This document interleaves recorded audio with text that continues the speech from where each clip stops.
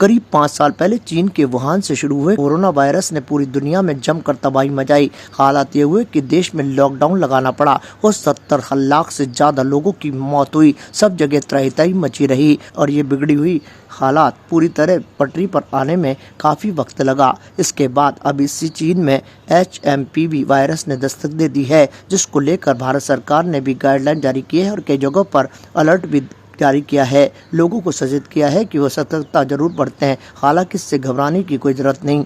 वहीं जब हमने इस मामले में मेडिकल कॉलेज प्राचार्य और फिजिशियन डॉक्टर अनिल सामरे से बातचीत की तो उन्होंने कहा कि ये वायरस कोई नया नहीं, ये काफ़ी समय से ही है फैला हुआ है। सर्दी, खांसी, जुकाम और जिस तरह से निमोनिया होता है उसी तरह से वायरस के लक्षण होते हैं, लेकिन बस जरूरत इस बात की है कि सतर्कता जरूर बढ़ती जाए ताकि ये कोरोना महामारी का रूप ना ले। यदि किसी तरह से भी हमें खांसी, जुकाम, बुखार है तो छींकते वक्त नाक पर रुमाल रखा जाए और पास में भी यदि किसी जगह पर दिखाने गए हैं वहां पर भी अगर भीड़ भाड़ ज़्यादा दिखे तो फिर मास्क का प्रयोग किया जाए और सैनिटाइजर भी लगाया जाए, जिससे कि बचाव होता रहेगा। उन्होंने कहा कि ये वायरस बिल्कुल भी नया नहीं और इससे घबराने की आवश्यकता नहीं। आवश्यकता इस बात की है कि खुद सचेत रहें, सतर्कता बरतें, तो सतर्कता ही सबसे बड़ा बचाव का माध्यम बनेगा। एज ए फिजिशियन और प्रिंसिपल होने के नाते ह्यूमन मेटान्यूमो वायरस,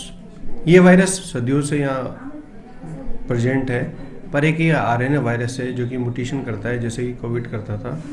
चाइना में जो वायरस चल रहा है इसमें ये केसेस भी डिटेक्ट हुए हैं, कोविड भी डिटेक्ट है, माइकोप्लाज्मा न्यूमोनिया भी हैं और बहुत सारे न्यूमोनिया पेशेंट इस सीजन में आम में सामान्यतः आते हैं। हमारे इंडिया में न्यूमोनिया पेशेंट सर्दी में थोड़े बढ़ते हैं, लेकिन जो पैनिक अभी इंडिया में करने की आवश्यकता नहीं है, क्योंकि ये वायरस खांसी, जुकाम, बुखार, नॉर्मल कोल्ड करता है, लेकिन छोटे बच्चों में, 5 साल से कम वर्ष की उम्र के बच्चों में और बुजुर्गों में, जैसे कि 60 साल से ज़्यादा उम्र हो, जो व्यक्ति से कोई दूसरी बीमारी से ग्रसित हो, COPD, अस्थमा, डायबिटीज़ या क्रोनिक डिसऑर्डर, इम्यूनोसप्रेसिव थेरेपी ले रहे हों, वो मरीज की इम्यूनिटी कम रहती है तो उसके अंदर ये वायरस थोड़ा निमोनिया करने की संभावना रहती है, जो कि जानलेवा भी हो सकता है। अभी आज तक जितने भी निमोनिया आते हैं, हम जनरली देखा जाता है 6 से 10% केस इसके होते हैं, पर ये किसी आज तक कभी डिटेक्शन इसलिए नहीं हुआ कि वायरस का आइसोलेशन जनरली हम कम ही करवाते हैं और इसका सेल्फ लिमिटिंग डिसऑर्डर है, स्वतः ही ठीक हो जाती है। लेकिन जब ये बायलेटरल निमोनिया करता है तो कोविड जैसे लक्षण आते हैं, पर जहाँ सामान्यतः खांसी, जुकाम, बुखार, गले में खराश, ईचिंग ये करता है। हमें इसे अभी आवश्यकता नहीं है पैनिक होने की, पर हाँ, हम अगर सावधान रहेंगे तो ये बीमारी प्रचार और प्रसार की आवश्यकता है, फैलेगी नहीं। हम सावधानी बरतेंगे, कोविड की तरह मास्क लगा के रखें, हाथों को साबुन से बार बार धोएं, सैनिटाइज करें।